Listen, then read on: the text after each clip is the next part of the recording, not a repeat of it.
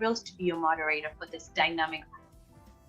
In my day job, I serve as NAMIC's Chief of Strategy and Programs at NAMIC. My portfolio includes developing, executing, and sustaining NAMIC strategic initiatives, including education programs, chapter and member relations, meetings and conferences, and fundraising support.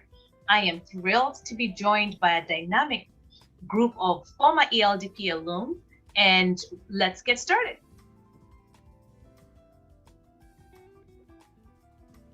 First up is the amazing and dynamic Elaine Merrill Brown. Elaine is a daytime Emmy Award-winning writer, ABC TV, and former Vice President, Special Markets, Creative Services at HBO in New York City. This is where she launched and created content for HBO's digital platforms, targeting specific demographics such as HBO Family, HBO Zone, HBO Signature, and HBO Comedy. Later, she oversaw the on-air promotion and content creation of HBO Latino, receiving awards for the acclaimed live-action Habla show and award-winning animated preschool bilingual series El Perro y el Gato. That inspired a book and DVD series which was sold at Walmart, making it the first retail revenue-generating opportunity for creative services. Elaine also won a corporate Emmy Award as producer for the PSA AIDS Get Tested campaign, a project that involved the Kaiser Family Foundation and NBA and featured Jamie Foxx and Queen Latifah. As creative director, creative services, original programming at Showtime, she spearheaded on-air promotion and added value to shows for Showtime Original Pictures, Original Series, and Original Pictures for Kids.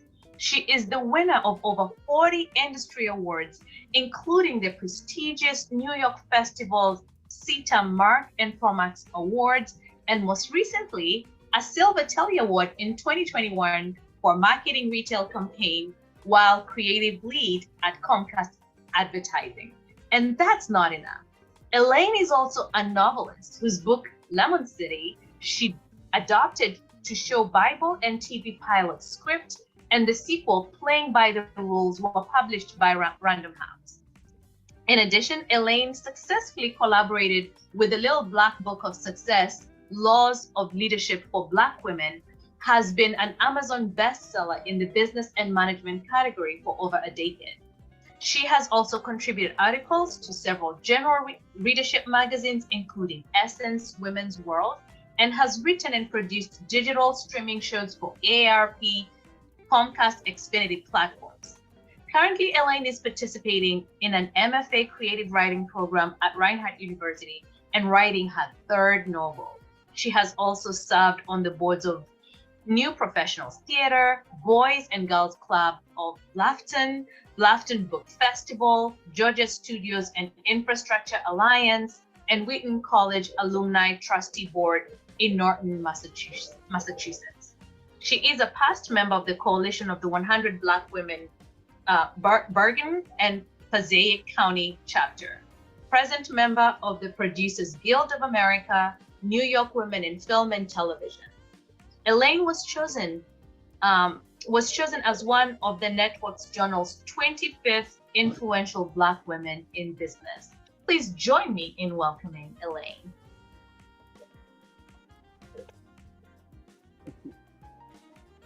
Next up, we have the amazing Cliff Ejikeme.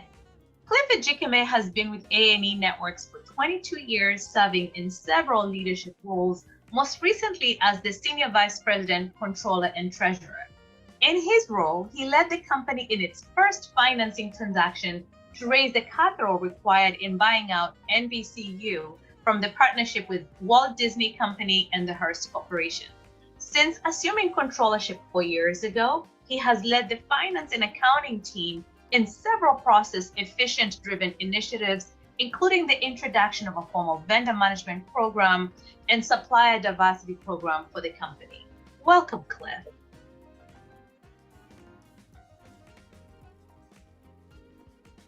I am thrilled to introduce Victor Perez, the founder, president, and CEO of VZP Digital. Since its inception in July 2016, VZP Digital provides accessibility services for the deaf and hard of hearing, blind, and non-limited English communities by providing closed captions, translations, interpreting, and audio description services for the ever-growing need for equal access. Victor is also the patent holder for on-demand captioning and translation. Victor is a former cable TV executive, holding titles such as CIO, CTO, and COO. His experience in this area include business operations, IT, engineering, broadcast and cable distribution, TV production, over-the-top internet, and mobile platforms. Victor is a dynamic and respected leader with an effective blend of EQ, relationship building, helping achieve diverse accomplishments for a variety of large organizations such as NBCU Universal, Comcast, Liberty Media, and Starz. Join me in welcoming Victor.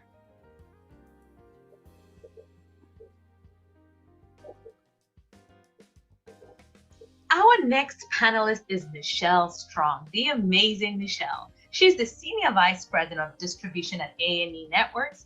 In her role, Michelle and her team are responsible for securing distribution and revenue growth for A&E Networks, as well as maximizing marketing partnerships. Prior to joining A&E Networks, Michelle was Senior Director, National Accounts for Disney and ESPN Media Networks. Before she joined Disney and the ESPN Media Networks, Michelle worked in BET's Affiliate Sales and Marketing Department as a VP of Affiliate Sales.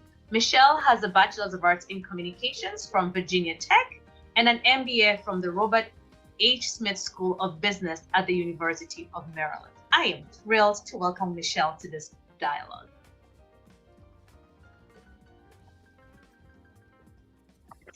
And our final panelist today is Hani Patel. Hani Patel is an expert in marketing, content, and product innovation. Hani thrives in developing strategic partnerships, content strategies, and marketing initiatives that lead to new revenue growth opportunities. She's been fortunate to lead a variety of cross-functional teams at AT&T, DirecTV, and Showtime. She's well attuned to working in a fast-paced environment, launching new revenue models, streaming services, content offering, and new product features and enhancements. Hani is known for developing strong strategic partnerships to develop multi-million-dollar marketing initiatives. She's passionate about supporting team development, valuing both creativity and analytical thinking to solve problems, maximize revenue potential while creating new growth revenue streams, driving audience engagement, and delivering innovative new products and services. What an outstanding panel we have with us today. I can't wait to jump in.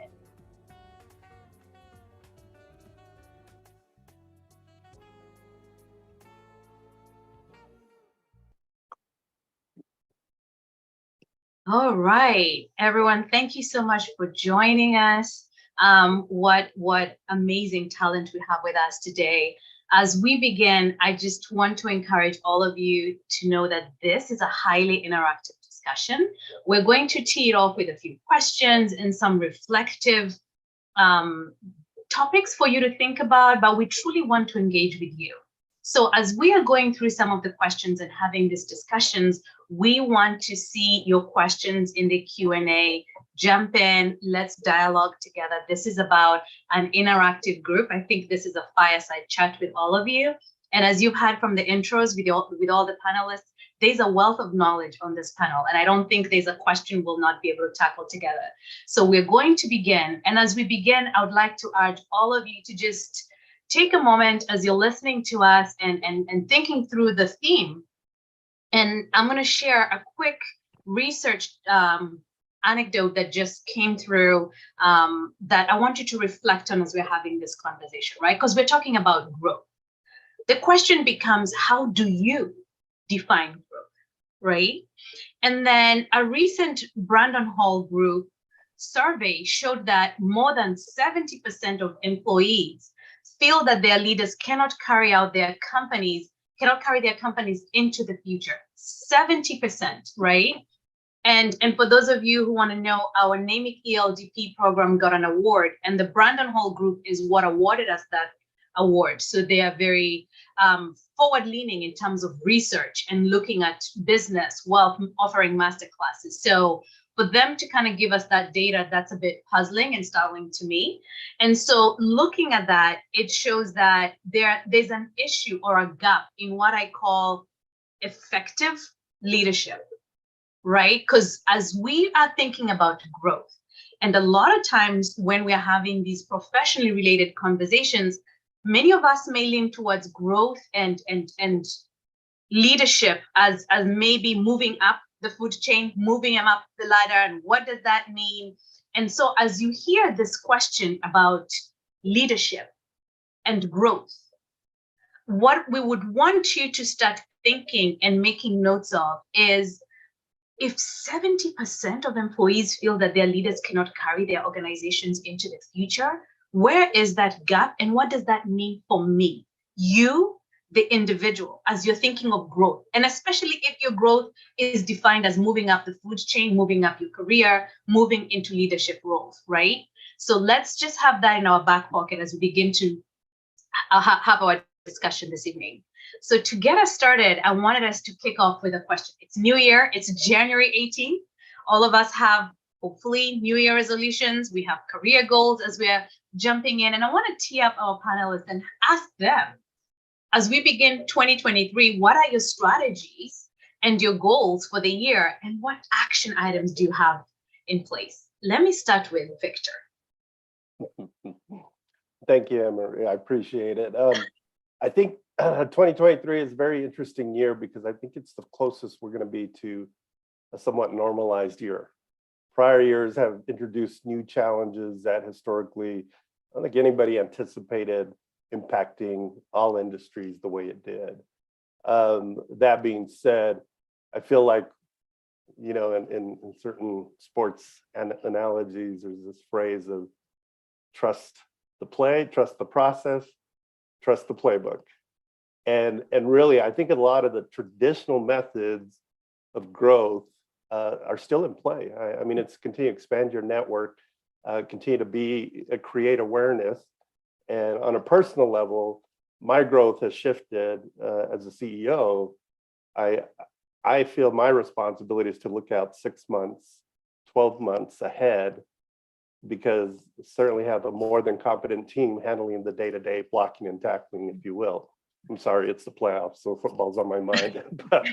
but it really comes down to that self-awareness of being conscientious of, okay, where are we going? What's the roadmap? What's the North Star? And I'm not going to delve on that too much, but what is the end game that you're working towards? Because if you don't know where you're going, it's hard to come up with a strategy moving in that direction. So personally, to me, it's building that roadmap quarterly, semi-annual, and really just driving this mindset of constant innovation. I mean, you do all the things you always do, but you always stay open. I mean, if 2020 through 2022 taught us anything, it's be ready for anything. And that flexibility will, I think, convert to effective operations. Don't lean on what isn't working. Obviously, adapt, be flexible. I think is probably the biggest thing. Awesome. Thank you. Yeah, when you talked about that flexibility, I think the main word for me was pivot, right? The ability to pivot, because sometimes we can be so stuck in those plans and you're not flexible enough to pivot. Elaine, how would you address that as you begin 2023? Well, you know, I've been a firm believer in the first person you lead is really yourself.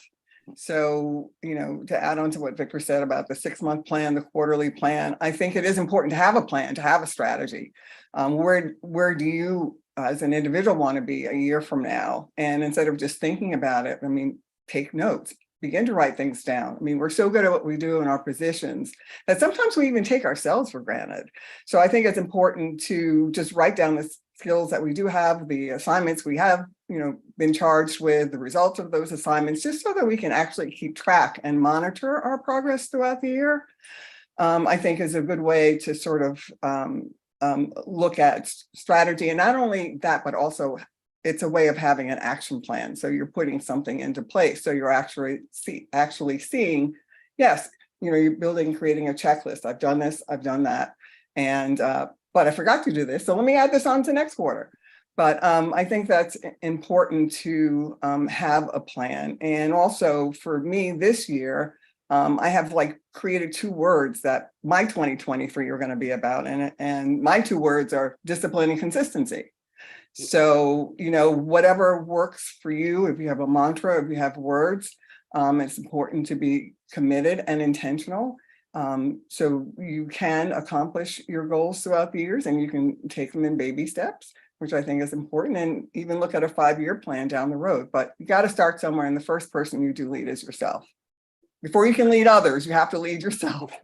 Absolutely. Absolutely. I love that take. So I really appreciate that response in the sense that you start with self. And as you heard from the 2 responses we just got, there's you, the leader, and being accountable to yourself and creating some sort of roadmap and strategy to hold yourself accountable.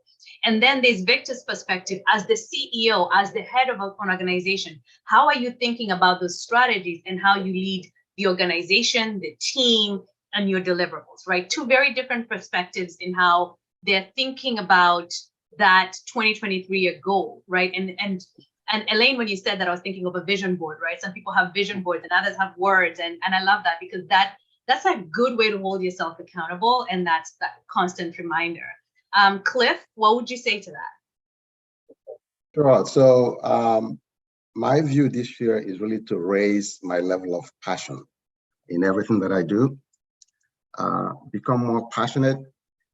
We are in an industry that is constantly changing and really making it more challenging for us to succeed as a business.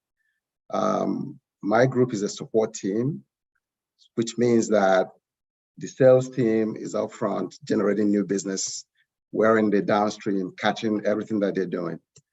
And we have to become really creative in how we support them because the business model is changing constantly.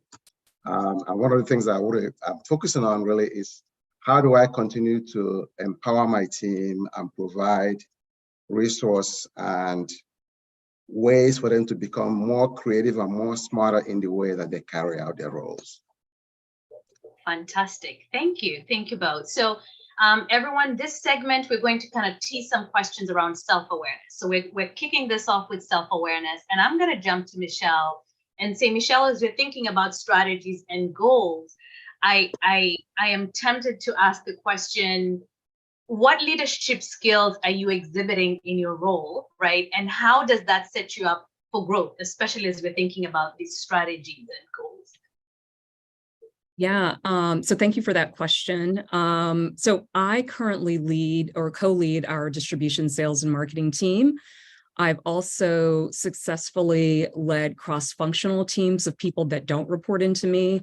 I mentor women throughout our organization. I participate in what we call our Multicultural Advisory Council, which is a group of people from different disciplines within the organization that provide the organization with feedback on multicultural content. All of these opportunities, I think, give me a chance to showcase how I drive value to the organization and how I deliver a diverse perspective. And it also gives me opportunity to network.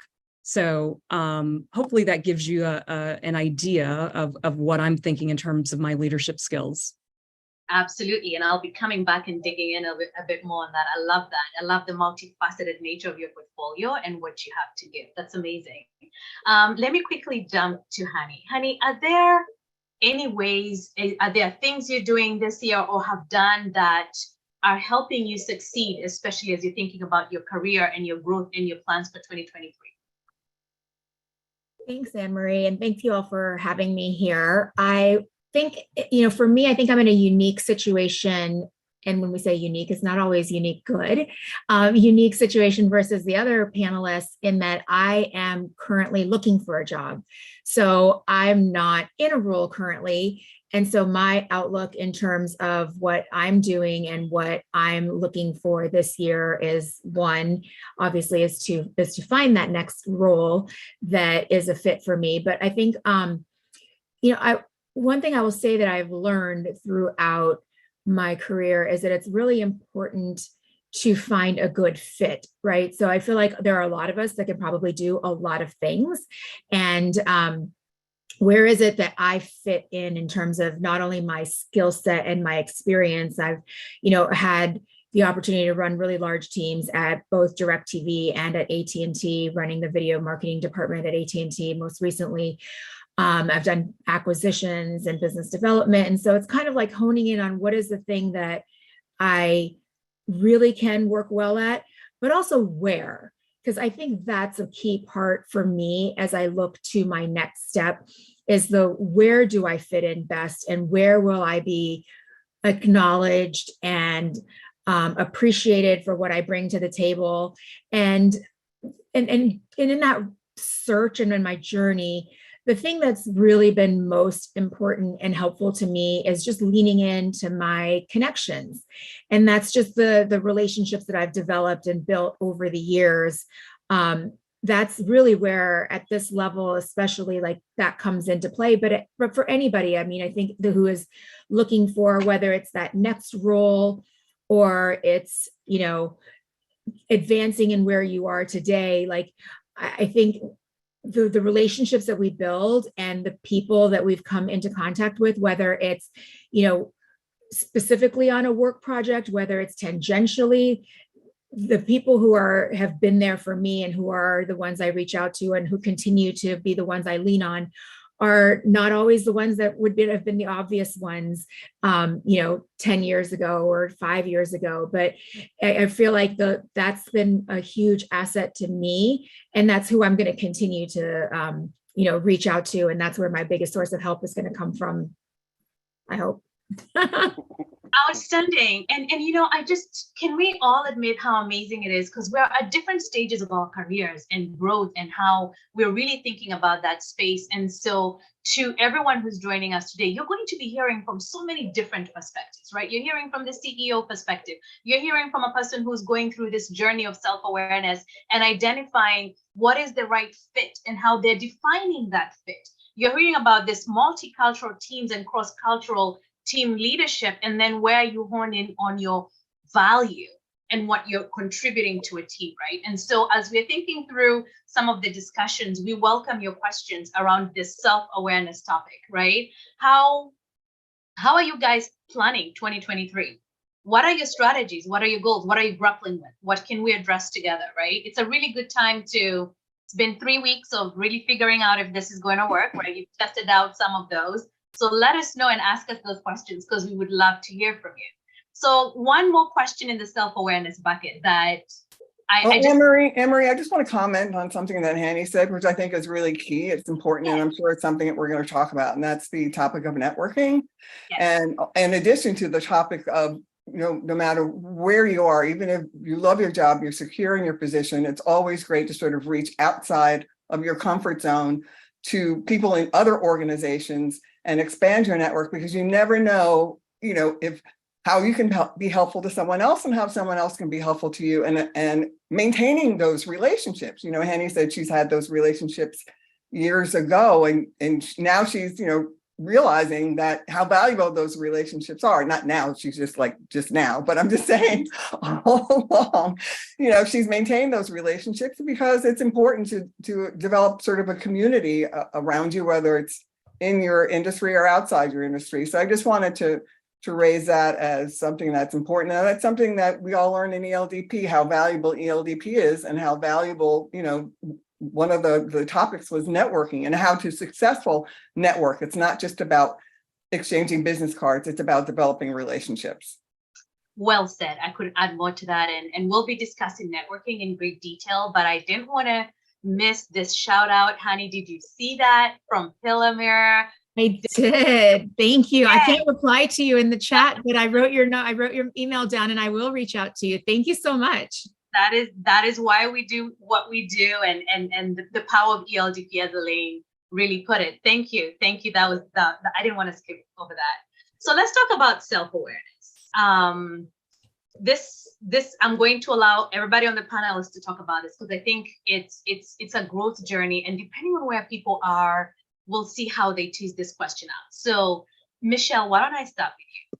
Like, when you're thinking about self-awareness and your blind spots, what is your journey for uncovering that and identifying a growth plan?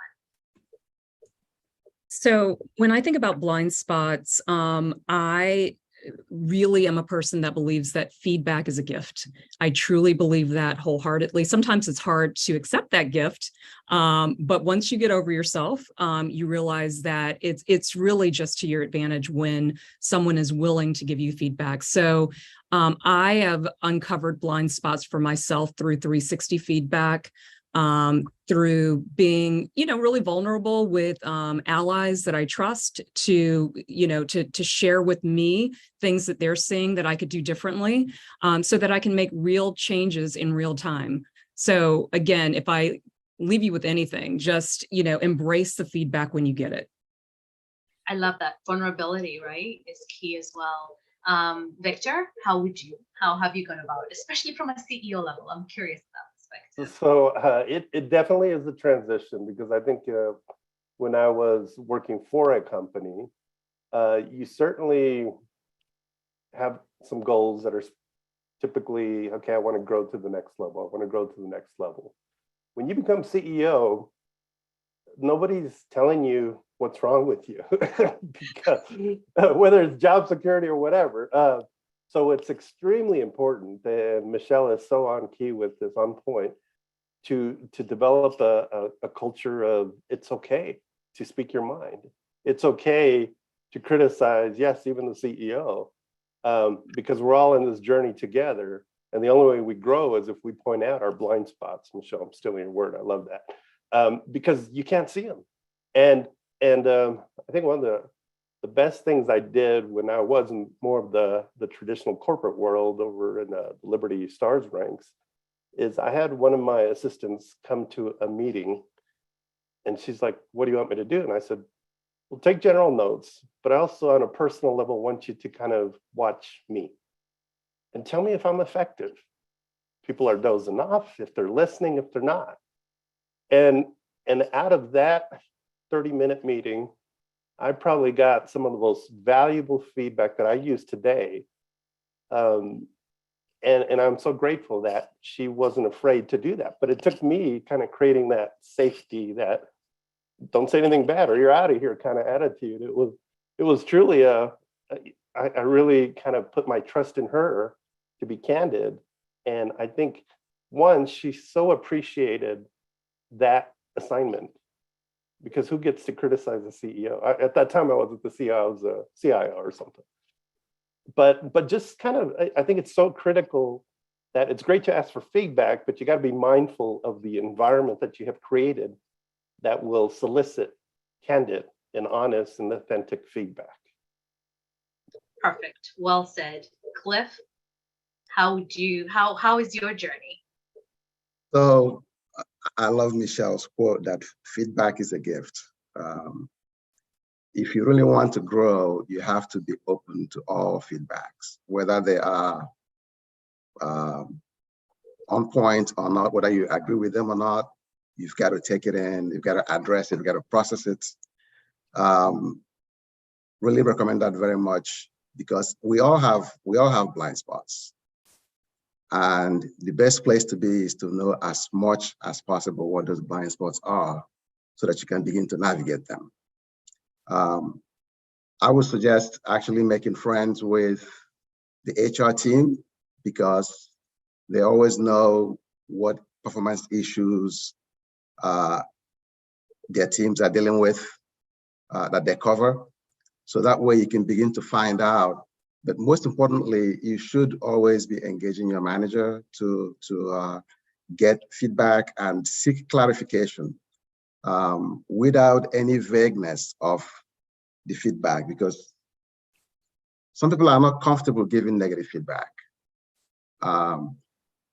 But it's on you to really create that trust environment for them to say, it's okay, just tell me what it is that I need to work on. And that's guided me quite a while for over the years, and not being afraid to face any challenges, really. And in some cases, it might be a feedback that is not so tangible, right?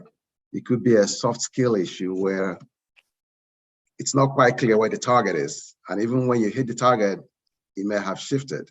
So you have to be really spot on and be deliberate in how you approach it, and always continue to work on that, because that's part of the things that will get you growing. Fantastic. I really like that. And I see some of the comments around making friends with HR. I And think I just want to add, Emery, that feedback should be based on performance. It shouldn't be personal. I think Cliff said, like, some managers, may feel uncomfortable delivering negative feedback, which is true because oftentimes managers aren't even taught how to deliver feedback. So, but as individuals, we should be receptive to listening to the feedback and follow up on the feedback, as Cliff said. So I just wanted to, because there is such a thing as unconscious bias too, because some managers have unconscious biases, and that's just a part of, just being a human being on the planet. So, it's up to the individual to sort of decipher through, what's essential to the performance and what is not, and if they can sort of galvanize other, colleagues or other opinions to get, second opinions. I think the 360 feedback is a great tool, to measure blind spots and improvements in performance. I just wanted to add that. Yeah, Thank and if you. I could jump on to Elaine for a second, I think that we use the 360, that just kind of resonated with me in the sense of, like, I think it's important to have feedback from your peers who might be able to tell you one level of feedback. But one thing that I often did is kind of going deep within the organization. So it's not my direct reports, because they may have similar similar blind spots, or they may not want to tell me directly what the truth is. As I wasn't the CEO, I was just the VP of the department, but I ran the department, right? But at that point, people aren't always willing to say to you. But if you go a couple of levels deeper within your organization, so go to the person who works for the person who works for the person who works for you, and kind of, you might hear things. I feel like I learned a lot in terms of what was actually happening in the organization. We, unfortunately, while I was at AT&T, had a lot of reorganizations going on multiple times a year. And the feedback coming from the managers and the senior managers in the group as to what they were feeling and how they were kind of seeing what was going on around them was actually oftentimes way more valuable in terms of being able to make decisions than, getting feedback directly from my own peers. Because sometimes we just hear the same things that are in the same meetings, but, expanding that footprint. So when Elaine said 360, 360 is not just, at one level. It kind of goes in a sphere all the way around. And so, I would say dig deep. And if you really want to hear the answers, then dig deep. If you don't, then, stay shallow. Right. And I think it's important to get feedback, not just once a year. Feedback should occur on a weekly, monthly basis. I mean, I was in a meeting today and I just asked for feedback. Please tell me what I could be doing differently. Please let me know what I can be doing better. Please let me know how I can add more value. So, I mean, these are all questions that, if you're to get the feedback to do a better job or to grow yourself within the position, I think these are important conversations to have that should be ongoing. Outstanding. Elaine, let me pick up on that and ask you to help us think through some of the ways individuals kind of get in their own way for success. What are some of the ways you can share with us? Well, the first thing that pops into my mind is emotional intelligence, EI, a lot. And that's something that I've not been so great at, but I've had to learn, because who knew there was something called emotional intelligence, where you had to be more self-aware. You had to, manage relationships. You had to be self-aware and self-manage, and not take everything personally, but focus on strategy and focus on performance.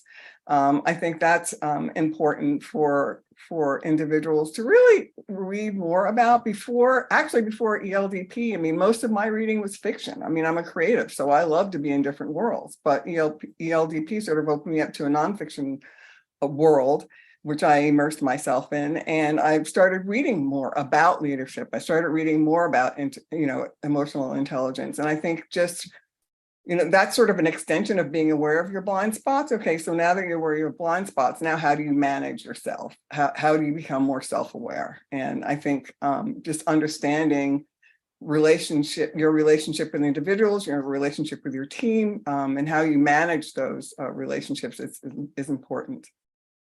Outstanding. For your own growth. Yeah. Yeah. Who else wants to tackle that? What are some of the ways you see people standing in their own way or impeding their success?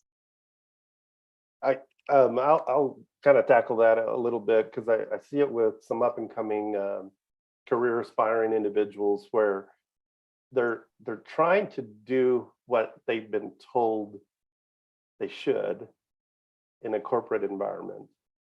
And that's not always the best advice, because then you are nullifying your presence. Because if everybody's doing the same thing, then who's standing out? So I'm a big advocate of, speak your truth, be vocal, not necessarily in just speak to speak, but speak with intention, speak with solutions, speak with deliverable and objective. If you just speak just to be heard, which a lot of advice I've heard early in my career growing up is just say something in the meeting. I was like, oh, it's a beautiful day. Does anybody care? No. But if it's relevant to the topic and actually is an angle that nobody's contemplated or considered, that shifts your presence in the eyes of that group. That Victor's going to come up with something that nobody's thought of. And you do that enough, you create this aura of, here comes the innovator.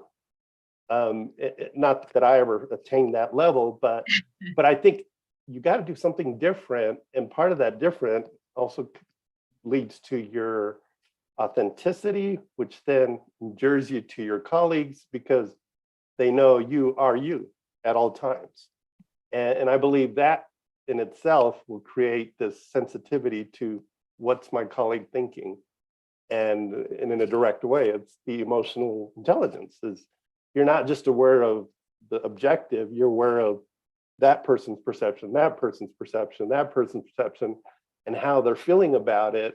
And when you can harness that and then summarize, here's where we're trying to go, and I know you're worried about this, and I know you're worried about that, suddenly the floodgates kind of open and people start saying, well, yeah, you're right, I am worried about that, and here's why. And then they elaborate. So all of this just leads to open communications, engagement, and a trust of communications that anything can be said in the interest of achieving the objective. Fantastic. I just want to add a point to Victor's. Yes. It's important that we don't tarnish our brand. Don't fake what you don't know. Ooh, I like that. Don't fake what you don't know. Just be honest about it and say, I'll get back to you. Because once you start down that path and it doesn't go well, that really tarnishes your brand. I would also like to add to what Victor was saying. I think it's important when you are invited to a meeting to have a point of view, to use your voice. You've been added to the meeting list for a reason. Have a perspective, read the agenda, come prepared, do a little homework in advance of the meeting. But I think using your voice is important. It's something that I had to learn early on in my career, to speak up and speak out, and I think that oftentimes what happens, especially, when you're junior in an organization, is that you think that almost like our panel, silence is golden. Maybe I just go and sit and observe. And maybe sometimes you do that. But if you have a perspective, if you have a point of view, if you've done your homework, don't be afraid to use your voice. Yeah. I like that. And no matter how different it may be, I think someone will learn from that. There's always a moment where you can reflect and go, I never saw it that way. And one of the beauties of a multi-generational workforce is just that, is that we have individuals from different generations now, different experiences. And when you bring that voice to the table, it's valuable. Be strategic, of course. We've had all the advice that we've had. Be strategic and intentional, but be present and be seen. So Michelle, I really like that. Yeah, it takes a while. It takes a while. And I want to note that there are a couple of book recommendations that are now in the chat feature. So some individuals were looking for emotional intelligence books, and thank you to our panelists who are recommending books even as we have this conversation. So let's talk about growth. I want to go into yes, who? It's Hanny. Hey, I wanted to say, something that Michelle brought up in terms of being prepared and using your voice if you have it. I think, and to the topic of is silence golden and how can we use our voices? I think another thing, and especially for this group here, I'm sure I'm not alone when I say that I've spoken up in a meeting and it's kind of been ignored. And then 5 seconds later, somebody else will speak up and they're like, wow, that was a great idea. But we're like, you sit there and you're like, what, I just said that 5 minutes ago, was that not a good idea then? And for anyone who's been in that situation, I think one thing that I started doing in terms of using my voice was not for myself necessarily, but to advocate for somebody else in the room who was overlooked. And that's a way that you can create a brand for yourself too. Like, wait, you know what? Hanny just said that a couple minutes ago. I think Hanny had and to kind of bring it back, like, Hanny brought that up, but she also was talking about X, Y, and Z. Maybe we should focus on that part and somehow help acknowledge the other people in the room whose voices are getting lost, because that's a role as a leader that we can play, but also as an advocate for other people like us who may, grow up in that, just say what you can. You worked up the courage to say it the first time. You're not going to say a second time, like, wait a minute, why didn't you listen to me when I said that? So I think advocating for each other is also a really, really important part of being a leader and expressing our voices. I love that, Hanny. And I actually just had, that's happened to me. I'm sure that's, happened to many of us, but I just had a conversation yesterday where it happened to a friend's daughter. And, my follow-up to that would be, well, gee, thank you. I'm glad you agree with me. I'm glad you feel the same way, just so that, your voice does stand out and your voice is heard, because oftentimes, sometimes, well, not often, I don't say oftentimes, but many times as Black and brown people and as women, our voices are not heard in meetings. And so it's important that we acknowledge ourselves. We're self-aware, we acknowledge ourselves, and to your point, support other people as well. So. Love it. I have a question from the participants. It reads, I have been in meetings where I have heard, make sure you know the hat you're wearing. Let me read this again. I have been in meetings where I've heard, make sure you know what hat you're wearing, change it when needed. That seems not to be authentic. Do you agree? Who would like to take that? Can you read that again, Anne-Marie? So this person has been in meetings where, I think it's Teresa. Teresa, if you don't mind me quoting you, I've been in meetings where I've heard, make sure you know what hat you're wearing, change it when needed. That seems not to be authentic. Do you agree? Well, I think you have to, in business in general, you have to change hats depending upon your situation, depending upon who your audience is, depending who you're speaking to. I think that's part of the flexibility of being a leader and just knowing who you're addressing, even though, and authenticity, I think, I would say the individual has to decide whether or not it's more important to be authentic in that particular incident, or whether it's more important to be strategic and accomplish the goal that you want to set out to accomplish. Mm-hmm. I don't see that as selling out. I don't see that as, being something, unless you're absolutely, your soul is on the line, but I don't see that as selling out at all. I mean, we're all in business to be successful and to deliver results. So I would go for strategy and being intentional. That's my personal opinion. No, that's good. This is why we're here. Victor, how would you address that? That one was a little brain teaser for me because I was like, how are you not authentic? And maybe it's too tactical in my head because you speak from whatever angle you feel is going to contribute to the positive movement of that initiative. And so I'm trying to figure out in what context they told you to change hats. So I'm struggling a little bit with that. In my own opinion, I mean, there's a time to be quiet, there's a time to speak, but when you speak, know what you're talking about. And one other piece that we kind of touched on with self-awareness was, I think you need to not be afraid to be wrong, because so many people do not speak up for fear. I could stop there, but it's for fear of being wrong, for fear of being ridiculed, for fear. It's all things why public speaking is still the number one most feared thing of all things. But if you can get over that and say, look, yeah, okay, so I'm wrong, but what's the right answer? And if you just plow through that I don't know, conflict or somebody calling you out and keep plowing towards, yeah, okay, great, I was wrong, but what's the answer? I think people start to recognize, wow, this guy, he's just going to get to that solution, whatever it takes. And that in itself depicts this atmosphere of this guy's authentic. He's not, oh, you're right, I should just shut up. That to me is where you begin to compromise your value. And you should never do that. I mean, you keep pursuing answers until you get answers. And if anybody stops doing that, throw them out of your meeting because they're not adding value. So.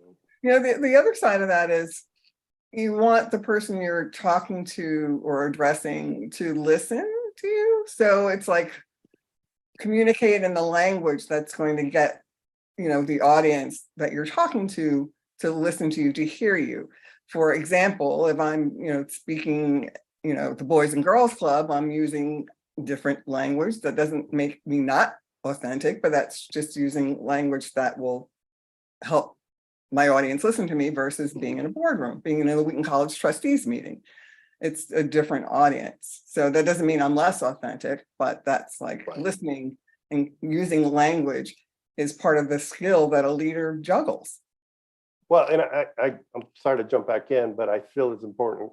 As a CIO, there was this atmosphere of communication that I created where when I talk to the tech guys, you're down in the bits and bytes. When you talk to the boardroom, you're at return on investment and more of the business type terms. And being able to do that, I had one guy say, oh, you're in suit mode, aren't you? Because I was going to meet the executives. And I said, yeah, kind of. It's like, well, what's the difference when you meet with them and when you meet with us? And I said, nothing. We're all trying to achieve objectives in our space. The language we use may be different. The terms we use may be different, but the momentum and the objectives are still there. We all have momentum and objectives, and we need to maintain that wherever we are. So I think that's an important distinction as well. Yeah, and I think on that, it's. I was thinking the same thing as Elaine and you, Victor, on that, but it also goes back to each group has their own goals, right? Everyone's in it for a different reason, and so it's really being able to connect with that reason that's going to motivate a group of engineers or tech group versus what's going to motivate the board to write a check for you to continue your project, or to get this group to buy in and be aligned with you and your goals to move things forward, because a lot of what we do requires cross-functional work and buy-in from others. So it's being able to relate to each one of those groups and why it's important to them, and being able to speak to them, as Victor and Elaine said, in the language that resonates with them.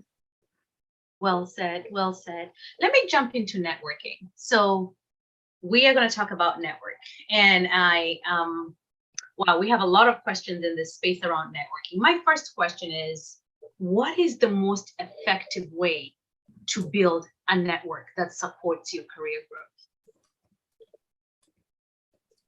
Well, I'll just jump in first, because it was the result of ELDP that I learned how to network and what networking was. And in my situation, I was very, comfortable in my position and not realizing how important networking was. So I actually reached out to a couple of executives senior to myself to dinner, not thinking that they would come because I'm just a VP. I reached out to EVPs, at HBO and EVP at New Line Cinema, a VP Time Warner, and they all agreed. There are 4 or 5 ladies who agreed to have dinner with me. And that was the beginning of sort of me creating a success team around myself, and a great networking opportunity that actually led to, co-authoring the Little Black Book of Success.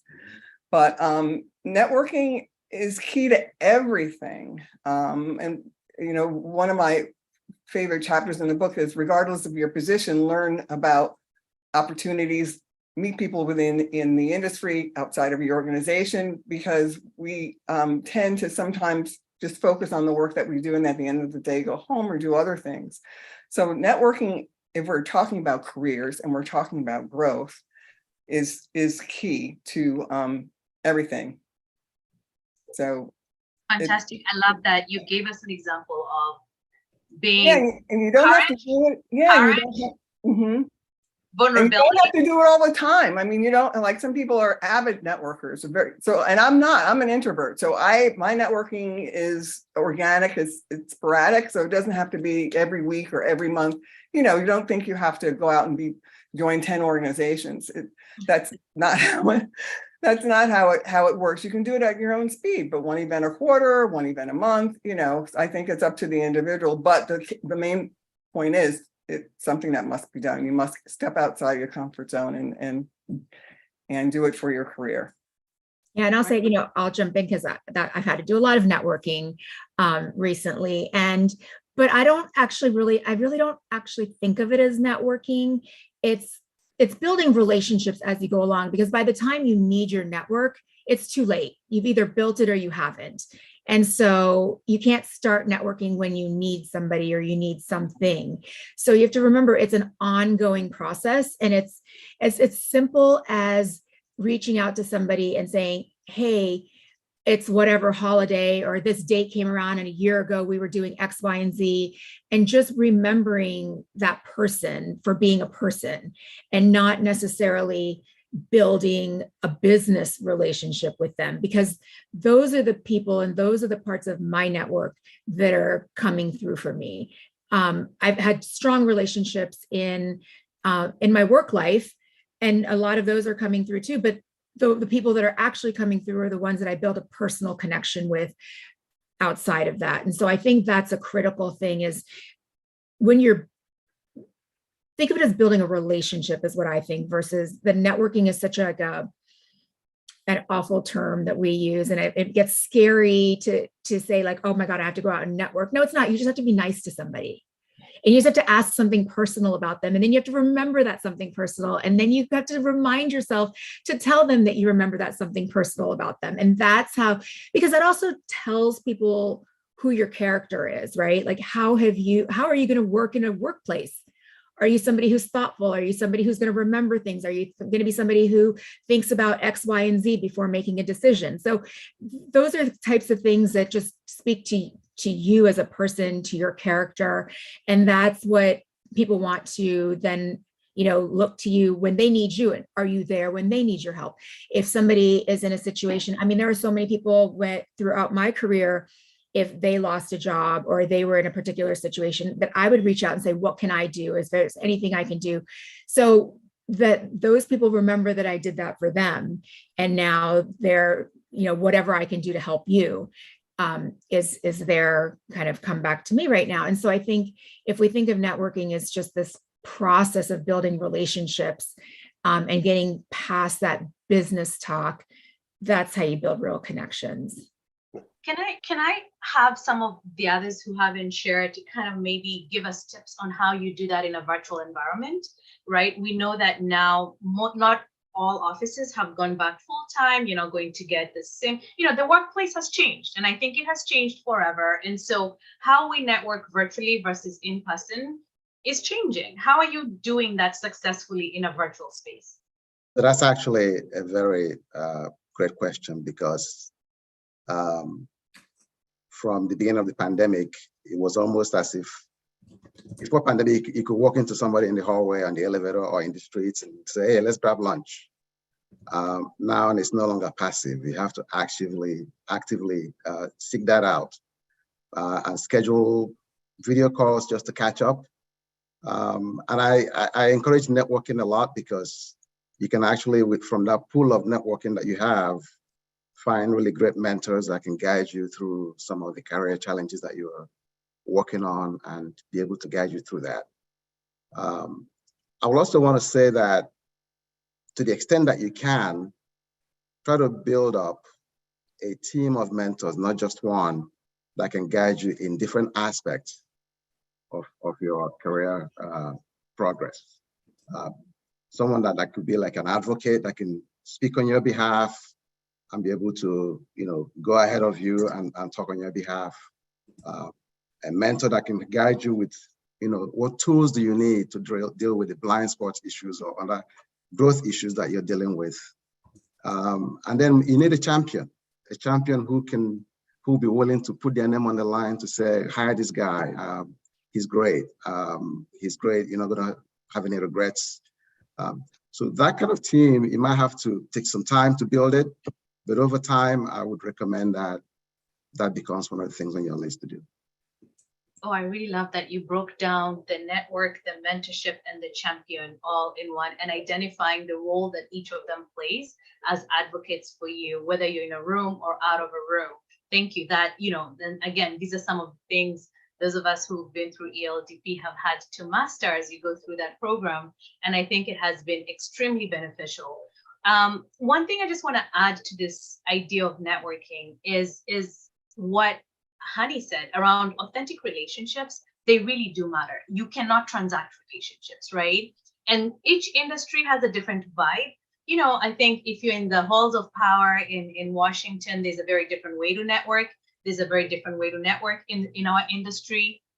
And sometimes putting yourself out there. I also want to acknowledge that it does not come naturally for other people, for introverts. This could be very challenging. And so I love what Elaine said, walk at your pace, right? Whatever works for you. If it's monthly, if it's weekly, it's every 6 months, walk at your pace, but really be strategic in who and what.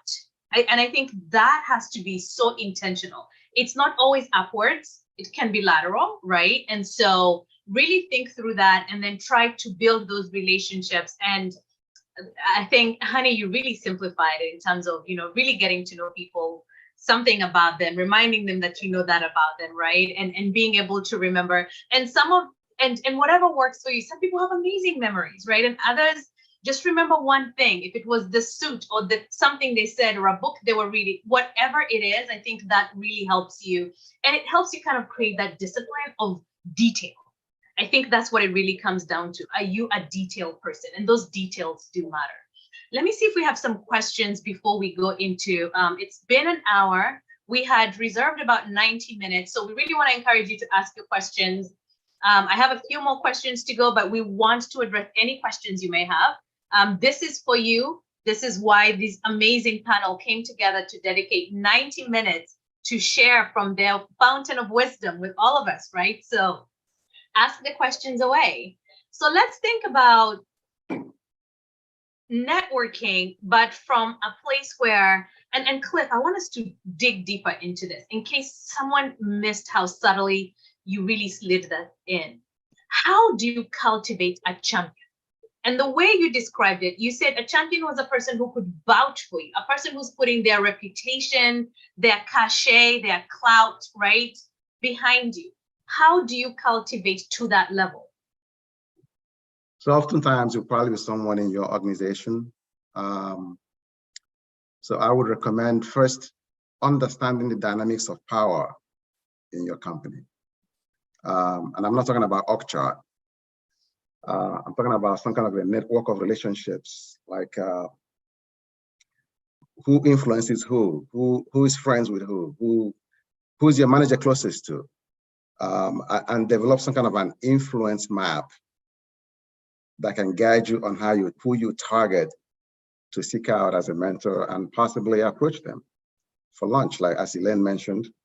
or for coffee, and invite them to get into your network to be a mentor for you. Outstanding. Michelle, can you touch on mentors? We have so many different types of mentors. I mean, in every facet of our lives, depending on what we're doing. Can you just share some wisdom around how to identify mentors, how to create the right alignment? And then how do those mentors ever move from the mentorship box to maybe the sponsor box? What can you share with us? No, absolutely. So, mentors are, you can have a personal mentor, you can have a professional mentor. There are those people that, really sort of provide you with advice. They might give you career guidance. They might introduce you to people that you're trying to meet. Those are people that I sort of describe as mentors. To Cliff's point, though, I think that champions are really different. Champions typically, you don't pick them, they typically pick you. Because to Cliff's point, they're lending their reputation, they're putting their name on the line for you, right? And so they're the people that are in the room advocating for you when you're not there. They're the ones that are saying that, you know what, I think that Cliff could lead that conversation, or he could lead that cross functional group. He could be successful on this project, etc. You're lending your brand. And so, you just have to sort of know the difference between the two. I mentor many people within our organization. I also mentor people outside of the organization. Usually what happens, even in a virtual world, we have a very open door policy at A&E Networks, and people might want to get together for a virtual coffee. To Hanny's point, maybe I said something interesting about distribution in the room and they want to learn more about that point. Those are openers, for people to sit down and talk to you. I can't think of one person that's ever said, no, I won't have a virtual coffee with you, or no, I won't talk to you about my area of the business. So be open to engaging with people on that level. And that's how you sort of start the relationship. And hopefully it will lead itself, to maybe a mentorship, or maybe a sponsorship, or even being a champion. Excellent, excellent. I want to do a quick rapid fire to everybody. What is the one thing you wish you knew when you became a people leader? Victor, one thing. We're going to go around. One thing you wish you knew. When you look back, you go, man, I wish I knew. I wish someone had told me. When you became a people leader, not, like leading people, what is that one thing? All right, Victor. I think be aware that you need to operate at a different level, because when you have peers, you're all kind of looking to the next assignment. When you have elevated to that leadership role, people are looking at you for the assignment. So that is a different mode of operation that you need to be focused on. So if I had to label it as one word, it's vision. Be very mindful of vision, because now people are looking to you for the next steps. So I'll stop there. Thank you, Hanny. I know that's a tough one, because you can come up with so many. Especially Hanny, being first. But yeah. Hanny, what would you say? Well, I'll say, Victor, you did great for being first. I would say, I think it's having a point of view and being able to guide people along that, because people are looking to you. I look to my leaders as someone who, is going to get me to the next place, that's going to help define where I'm going. And I think, Anne-Marie, you started out today by saying that, 70% have lost trust in the vision of their leader. And that's very, very true. It's like, once you don't believe in the person that you're working for, it's really hard to believe in the cause or why you're going to work every day. And so as a leader, for me, I think it's just learning, like, yeah, I have to set that tone and say, like, this is why we're doing what we're doing. Here's what my goals are. Here's why we're going to get there. And I wish, knowing that better going into a leadership role would have been helpful. Awesome. Elaine, your whole book is about this, but you have to narrow it down to one. I know, Anne Marie, I was like, just one thing, oh my goodness. Well, I already mentioned emotional intelligence, so I've said that already, but I would have to say success team. And, Cliff addressed it, just to add on, not only a success team of people who look like me, but a success team of different cultures, different ethnicities, different races is what I continue to choose myself to be around to sort of help my growth as a leader. Fantastic. Michelle? I would say being authentic. Cliff said something that I thought was really important early on in the conversation. If you don't know something, say you don't know. Be really transparent and honest with people. People rally around people that they believe are truthful and authentic. And, the more authentic you can be, the more your full self that you can be, I think the better leader you are. Fantastic. Cliff? I would say trust. You got to trust your team and they have to trust you. And even though I'm the leader, if I'm the smartest person in the room, we got a problem. So it's really having that trust, being able to freely express ourselves in the room with different opinions, different ideas, and not being afraid of how the team will respond to you or say, oh, that's a terrible idea. But to really have a very comfortable, trust, open environment for everyone to be able to put in their thoughts. And in that way, we'll come up with the best product. Fantastic. Yeah, I love it. So much wisdom in that. I have 2 more questions to go, and then we'll be wrapping up our conversations. And so these are kind of like all panel questions. The next one that I have is perceptions. Everyone has a perception, good or bad. Let's just focus on the bad ones, because when they're good, we all want good and positive perceptions, right? What strategies have each of you employed to change misperceptions? I'm going to start with Elaine. Thank you. Thanks, Emery. What strategies have I employed to fend off misperceptions? Yeah, to address, to change, change any negative misperceptions. Yeah. That's for some reason, I don't know why that's a tough one for me. Can you have someone else let me think about it? I'll chime in, but thanks, Elaine, for buying me Thanks, some time. Victor. I appreciate it.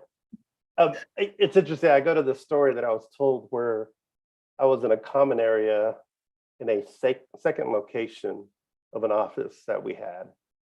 And one of my colleagues came up to me and said, I heard somebody talking about you and it wasn't flattering. And I looked at him, I said, okay. And he's like, well, doesn't that bother you? I said, do you know who it was? He's like, I don't know. I think it's somebody new. I said, do I know him? He's like, I don't think you've met him yet. I said, then how could I be bothered? He doesn't know me. So how can he have a perception? I mean, he can have a perception, but it's just a very surface level. And until he knows me and then says something bad about me, that's a different conversation. But I can't be reacting to people that are speaking just to speak, that are negative, just to be negative. But if there's a foundational piece, then it's a conversation and I turn it into feedback and I grow from it. But you got to have that openness and not say, who was it? Who said that? I'm going to go get them and stuff. You really just need to kind of be that whale in the ocean of, you just go. Because when you go with power and authenticity, people get out of your way because you're supported by the majority that do know you. So I think perceptions are just that. The perception, it's kind of, this is what I think of you until I really know you. And then it becomes known, no longer perception. So I feel you don't have to react to everything and anything negative if you truly are who you are every minute of the day. I So think be what you. you're saying is so Like that. important, Victor. Consistency, I think, is critical, right? Like you show up as who you are. And you're right, there are going to be stereotypes, there are going to be perceptions, that we all face. But when you show up every day leading with kindness or leading with, whomever you feel like you are at your core, and you're consistently doing that, I think that those stereotypes go away. They do. I like Yeah, much earlier in my career, I came across a feedback that was not positive, but it came from someone that I trusted a lot, who I actually consider one of my people that support me. And I didn't get emotional. What I did do was to just find a way to talk it through with that person. And then ultimately, request from the company that they provide resources for me to address this feedback. And the company was willing to do that. And in so doing, I addressed that and changed the perception overall, ultimately. So sometimes you just have to listen really openly and be willing, not to shy away from it, but willing to embrace it and work on it. Yeah, I fantastic. kind of interpret that as feedback, Anne Marie. I mean, if I, in working in creative services, working in a creative services Yeah. position, it is your job and responsibility to deliver, what the client is expecting. So if I'm getting feedback to the contrary, of course, I do whatever needs to be done to make sure the client, gets what they requested. So, I take that feedback and I act, upon it so that, we're able to get the work done or the job done in terms of perception. But I haven't heard negativity, or at least, that would be the way that I would respond. Just try to, do the job better or do the job differently. Awesome. I have a question from someone in the audience. I'm going to read it. As you transition from an individual contributor to a leader of an organization, what are the tools leveraged to level up successfully, either business and culturally focused? Who wants to take that? Could you repeat the question? I'm sorry. As you transition from an individual contributor to a leader of an organization, what are the tools leveraged to level up successfully? And then business, people, and culturally focused. So those were in parentheses, either business or culture or both. I'll say, yeah, I actually, this is a really good question. I remember when I first started at DirecTV, they put us through a leadership course. It was a similar version of ELDP, but it was for within the company. And I remember being told by, by the, whoever it was, I forget what we call them, our mentors there or whatever, was what got you here is not what's going to get you there. And so it's a very difficult transition for anyone like me who always just showed and proved myself by doing the work. I was always the do the work, get it done, get acknowledged for the work that we did, and be very, very diligent. And it turns out that once you get to a certain level and you get to that leadership role, doing the work is not what gets you acknowledged. It's talking about the work that your team is doing. It's being a voice for what's needed and the people that you work for. So it's really the role shifts a lot. And the thing that I think, I know all of our panelists, as we met before, talked about, and this goes back to the topic of today, is silence golden. We were raised to keep our nose to the grindstone, do our jobs, don't speak out. And to be a leader, you have to be vocal and you have to speak out and you have to have a point of view. And going back to some of the things that we said earlier, like when Michelle said, come to a meeting prepared. It's more important than ever as a leader to have a point of view going into a meeting. So the role that we take on shifts from that perspective. And I think it's a real mind shift. It's also just a different way of showing up to work, I think. And that's it can be challenging when you're the person that's used to just like being really good at what you do and getting it done well. That's an Fantastic. excellent point. I think in addition to what Hanny just said, I think also it's important to get to know your team, get to know the individuals on your team, to maybe have coffee with those individuals on your team, maybe talk to them about what some of the issues are, the challenges are that they're having, or what they would like to see as next step for the company, their vision, to make them sort of not partners in whatever the business goals are, but make them feel like they're part of that process. So I think, you know, I mean, whatever we talked about in terms of developing relationships while networking, I think it's important when you're part of a large organization to develop relationships and get to know the people that you are going to be working with. If Fantastic. I could just add a point to that, Elaine just mentioned.